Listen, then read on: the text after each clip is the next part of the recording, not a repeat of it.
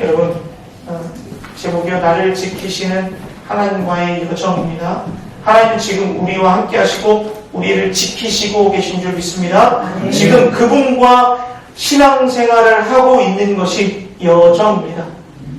오늘은 시간이 많이 없기에 제가 본론으로 바로 들어가도록 하겠습니다. 바울이 지금 예루살렘에서 유대인들에게 붙잡혀서 매를 많이 맞았어요. 어느 정도로 매를 많이 맞았냐면 영내로 들어갈 때 바울이 군인들에게 들려갔다라고 지난주에 말씀드렸죠. 군인들, 천부장이 올 때까지 너무너무 매를 많이 맞았어요. 그럼에도 바울은 각오가 되어 있었죠. 이들이 바울을 왜 붙잡았을까요? 지난주 다시 한번 돌아가 볼게요. 붙잡힌 이유 첫 번째, 율법, 모세의 율법과 전통을 반대했다는 오해가 있었던 거예요. 할례는 구원을 이루지 못한다. 그런데 디모데를 데리고 할례를 시킨 자가 바울입니다. 그러니까 율법과 전통을 반대하는 것이 아니라 예수 그리스도가 너희들이 기다렸던 메시아다라는 것을 알려주는 것이라고 말씀드렸어요. 그리고 두 번째, 에베소 사람과 함께 있는 것을 보고 이방인을 성전에 데리고 가는 줄 알고 성전을 모독했다. 그것은 신성 모독이다. 그것 때문에 바울을 죽이고자 했습니다. 그런데 좀 더 깊이 보면 이면에 깔려있는 이 유대인들의 신앙은 예수를 인정하지 않는 거예요. 예수 그리스도가 이 땅에 오셨다는 것을 인정하지 않는 것이기 때문에 기독교의 신앙을 무시하고 적대감을 가지고 있었던 기반이 오늘 바울을 치고 바울이 어려움을 당하고 있는 상황인 거죠. 그럼에도 바울은 끝까지 복음을 전했고 천부장이 이를 데리고 영내로 들어갔습니다. 그 영내는요, 군인들이 예루살렘에 주둔하고 있는 주둔지, 실내 박사 같은 곳이에요. 요셉 이런 곳입니다.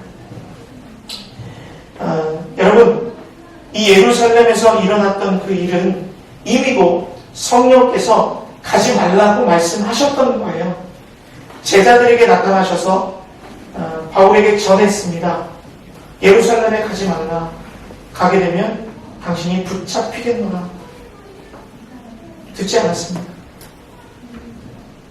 그리고 빌립의 집에 머물 때 예언자를 만나 아가고의 그 예언을 통해서 반드시 너 붙잡힌다.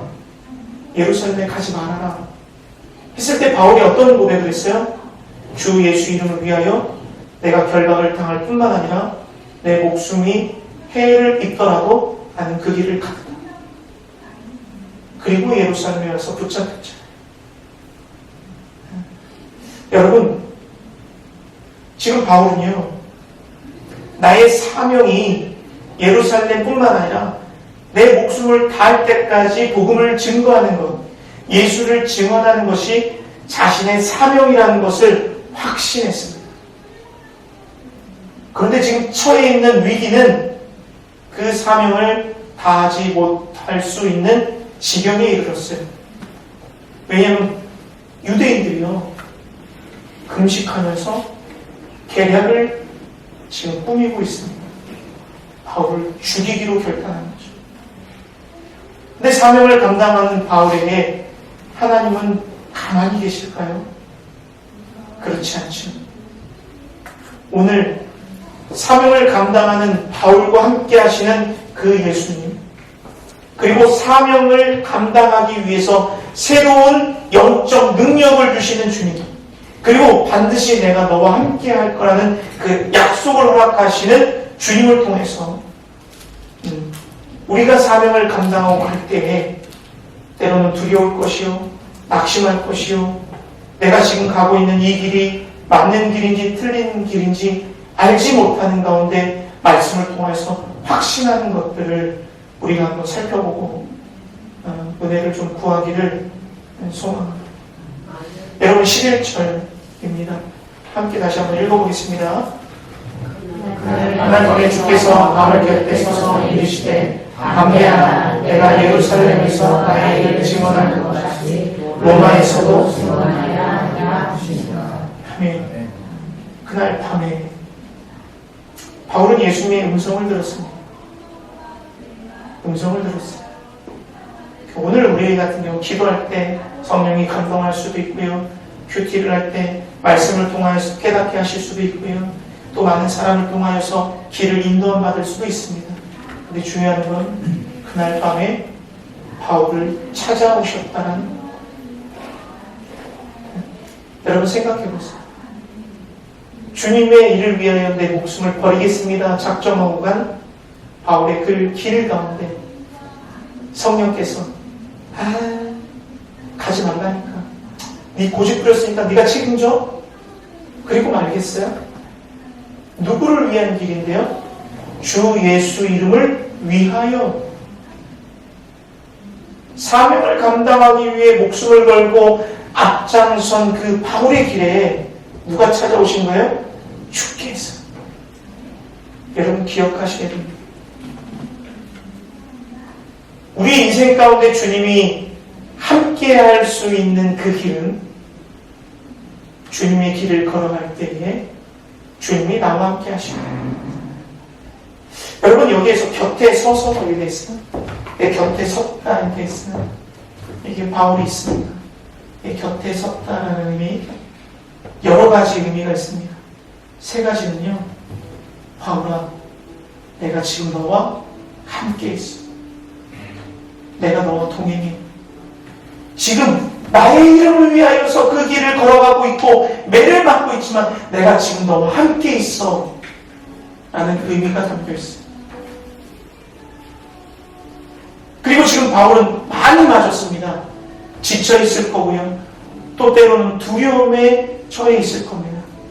그 가운데 곁에 서서 라는 의미는 위로하신다는 괜찮니? 아프지? 그래도 담대해. 내가 너 옆에 있어. 예루살렘에 가지 말라고 할 때 내가 안 따라올 줄 알았지? 내가 옆에 있잖아. 함께 있다는 확신과 위로를 주신 것이 바로 곁에 서서. 또 다른 의미는 이런 거예요. 바울아, 담대해. 지금 네가 가고 있는 그 길이 옳은 길이야. 지금 예루살렘에서 나에게 나의 증인이 되기 위해서, 나를 증언하기 위해서 예루살렘에 있잖아. 너 잘하고 있는 거야. 로마에까지 가서 나의 증인이 될 거야. 곁에 서서 계신 주님의 음성이 들려졌습니다. 그 음성은 지금 내가 가고 있는 길에 대한 확신이요, 사명에 대한 확신이요, 내가 가고 있는 그 길에 대한 확신을 주시는 거예요. 근데 우리가 중요하게 기억해야 할 포인트는 주의 이름을 위하여 목숨을 거는 그 길 가운데 주님이 함께 있었다는 거예요. 여러분은 어느 길에 서 있습니까? 제가 지난주에도 말씀드렸어요. 여러분들은 지금 어느 길에 서 계십니까? 그 길이 맞다면 끝까지 가십시오. 목숨을 걸고 끝까지 가십시오. 아니, 목숨은 아니더라도 어느 정도 주를 위하여 헌신하고 계시니까 라고 제가 질문을 드렸습니다. 여러분, 예수를 믿는 것이 나의 세상적 이익을 위하여서 믿는다면 그 길에 주님께서 동행하시겠어요? 이 부족한 종이 여러분들에게 감사 카드를 쓰라고 이야기하는 건 나의 인생의 주인이 하나님이시라는 것을 고백할 때에 하나님의 길을 걸어갈 것이요. 그때 예수님이 우리 곁에 서서 위로하고 담대하라고 말씀하시고 지금 너의 그 길이 맞다라고 말씀하시고 함께 하시는 것을 경험할 수 있도록 여러분들에게 강요하고 강조하고 훈련시키고 당연한 겁니다. 사랑하는 여러분, 바울처럼 그 길이 올바른 길이 될 때 하나님과 내가 동행하는 그 여정이 되지 않겠습니까? 그 길에 하나님은 우리와 함께 계시다는 것을 잊지 마시기 바랍니다. 이사야 41장 10절입니다. 함께 읽을까요? 두려워하지 말라. 내가 너와 함께하리라. 놀라지 말라. 나는 내 하나님이니라. 내가 너를 굳세게 하리라. 참으로 너를 도와주리라. 참으로 나의 의로운 손으로 너를 붙들리리라. 나의 길을 걸어가는 자에게 약속하시니 나의 길을 걸어가는 자는 누가 될 수 있냐면 내 자녀가 내 길을 걸어갈 수 있는 것이 다른 사람이 내 길을 따라가죠. 부모의 말을 듣는 사람은 자식이죠. 자식이 부모의 길을 보고 따라갈 수 있는 그때 아버지가 내가 너를 도와주리라. 내 손으로 너를 붙들리라. 내가 너를 굳세게 하리라. 참으로 나의 의로운 오른손으로 너를 붙들리라 말씀하시는 겁니다. 사랑하는 여러분, 성령이 만유의 주의 길을 걸어가는 그 길 가운데 하나님은 동행했다는 사실을 여러분들 기억하시기 바랍니다. 그럼 구체적으로 어떤 일을 합니까? 12절부터 15절을 좀 보니까요. 이래 돼 있어요. 지금 이 바울은 위기에 처했습니다. 위기 중에 위험의 연속이에요. 맞았죠. 또 영내에 잡혀있죠. 그런데 죽이려고 계략을 꾸미고 있어요. 바울을 죽이기 전에 먹지도 않겠다. 40여 명이 대제사장과 장로들에게 청했습니다. 그러니까 천부장에 가서 바울을 내놔라 이야기해라. 그럼 숨어서 죽이겠다. 이것이 진짜 하나님이 동행하는 일입니까? 이것이 진짜 바울의 위험 속에서 건져내신 하나님의 일입니까?